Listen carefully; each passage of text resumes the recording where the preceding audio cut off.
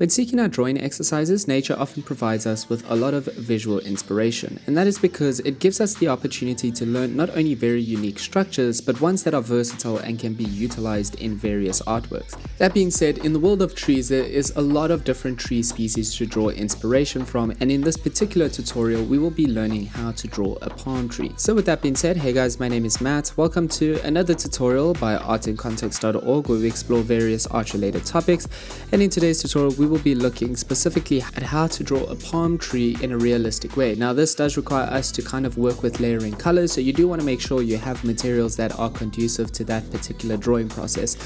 That being said, the way in which we're going to start this tutorial is by simply shaping the tree with a simple sketch. Now we want to start by creating a light palm tree sketch, working out the general shape of the leaves and the trunk of the tree.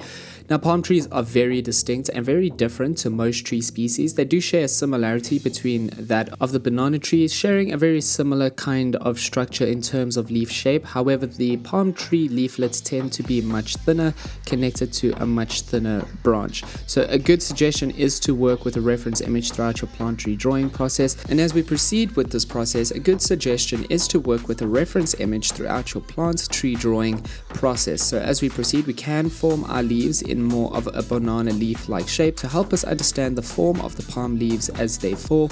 We also want to allow these leaves to flow in various directions, and this is where the leaves will change in scale depending on which ones sit in the foreground and which ones sit in the background. Now as we proceed, we can also start adding in some light shading to help us understand how light interacts with the structure of the tree.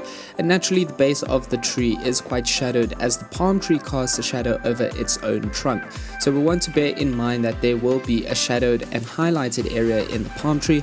We can then lightly erase our palm tree sketch, leaving behind some ghost lines to assist us with the refining process, which takes us into the next stage where we start to refine the shape of the palm tree. So we can now work on refining the shape of the palm tree with more distinct line work to bring more shape to the different features. So we want to capture the structure of the narrow trunk and the bulbous structure from which the leaves sprout, which kind of sits at the top of the trunk. Now this structure at the top of the palm tree is generally where fruits would sprout and is kind of like similar to the shape of a pineapple with these little protruding branches that can be drawn like little rectangles. So this structure has these little protruding structures which can be drawn as little rectangular shapes. So try to imagine how the leaves will also be shadowed on the underside, the side that obviously is less exposed to the light source, and illuminated on the top of the structure. This will also show how the leaves become lighter as they shift outwardly and therefore being more exposed to the light source. Otherwise guys, take your time with shaping the palm tree sketch, getting comfortable with how the leaves flow and how shadows will be present in certain areas. Again, consider looking at a reference of a palm tree to assist you within your drawing process, and naturally we're going to move into adding some colored details to the palm tree. Now palm trees kind of have an abstract quality because of the dense overlap between the different leaflets, so there is this idea of kind of representing or suggesting this quality by utilizing line work in various green tonal values, and this is what we want to bear in mind as we now proceed to start working in some color into the different features. So starting with the more simple trunk feature, we can start building up tonal values of brown. Naturally, obviously the trunk tends to be more brown in color.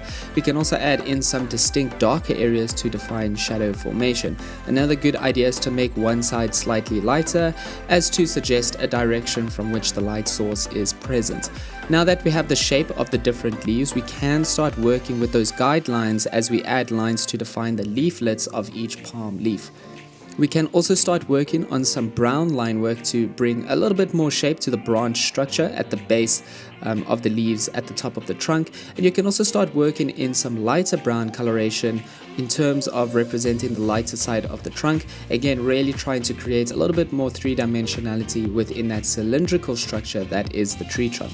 So try to work with the outline of the banana leaf shape to also just scale how long each leaflet should be on each palm leaf. We can also start to work with lighter green colors to define the highlighted moments of the leaves, and this will start to kind of create this combination of shadowed leaflets and illuminated leaflets, creating this illuminated quality within the palm leaves. Now naturally, if we are thinking about highlights and shadows within the spectrum of green, now this is where we can play around with how we create these really illuminated qualities within the leaves, where we start to shift into these lime greens and yellows for more palm-like effect, and this is going to suggest the leaflets that are exposed to the light source and therefore illuminated. And then on the other side of that spectrum, we can start to work with darker greens to represent more shadowed qualities within the leaves. We want to keep the darker areas predominantly near the base of the leaves, where there is quite a density of overlap, where all the groups of different leaves basically connect to the tree trunk. We can then start to work in these lighter greens, once again layered on top of the darker strokes, to create this layering effect. And again, this is what I mean by a palm tree is somewhat abstract. So once you have the general sketch in terms of structure and shape and how each leaf falls, you can then start to create these layers of greens. So slowly starting to establish a base layer of darker greens to kind of set up the leaves, and then slowly integrating these lighter hues to kind of represent where the leaves arc towards the sun or towards the light source, and therefore become more illuminated. So this is something we want to think about. We can then start to work in those lighter green layers on top of those darker strokes.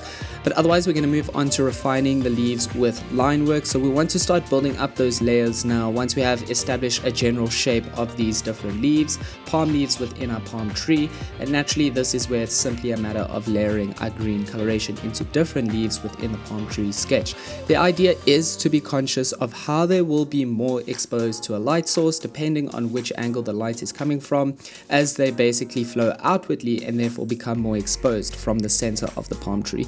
That being said, we can also be strategic with the darker and lighter greens to create a sense of depth between the trees in the background and the trees in the foreground. Remember, naturally, there is going to be a much darker color towards the center of the leaves as they group together, because there'll be a lot of shadows basically casted onto the tree itself.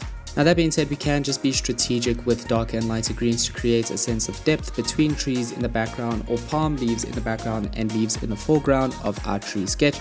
This means we can have some palms darker than others to suggest that three-dimensional quality in terms of some leaves being entirely exposed to a light source and then some being completely shaded. We can also add some abstract lines and strokes of orange in the center of the palm tree to also represent the fruits that are generally in the center of the palm tree. Again, palm trees kind of have this feature where they have these kind of scattered wispy strands that flow out from the center of the palm tree, but we don't necessarily again need to represent them realistically. What we are doing is we're trying to represent the palm tree holistically, and that means that we can work with all of these features collectively to create a realistic sketch just by suggesting or creating the general shape and flow of these various features. Now again, as we build up these layers, we will see that our palm tree starts to become slightly more realistic, and slowly we can then build up these lighter green lines on the darker greens within the background, and as we do so, it will slowly start to seem more three-dimensional.